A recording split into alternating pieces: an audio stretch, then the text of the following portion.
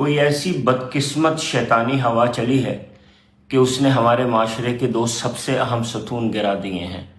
وہ ستون ہوتے ہیں حکمت اور ہمت۔ معاشرہ ان دو چیزوں کے بغیر نہیں چلا کرتا۔ حکمت اور ہمت کے ختم ہونے سے پہلے تو ختم ہوئی ہماری صحت۔ آج پاکستان میں بلڈ پریشر، شوگر اور ڈپریشن دنیا کا ہائیسٹ ہے۔ اس کے بعد ختم ہوئی ہماری معاشرت۔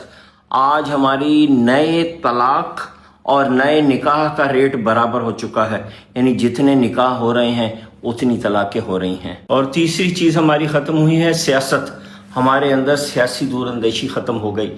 یعنی ابھی جو دوبارہ ایران سے امریکہ کی جنگ شروع ہوئی تو ہم نے کہا کیا ضرورت پڑی تھی ایران کو جنگ کرنے کی، کتنی بڑی بے وقوفی کی۔ اور آج 22 جولائی ہے، آج امریکہ نے اعلان کیا ہے کہ وہ جنگ بند کر رہے ہیں کیونکہ ان کے پاس میزائل ختم ہو گئے ہیں۔ کیا یہ حکمت اور ہمت ہمارے معاشرے میں دوبارہ آ سکتی ہے؟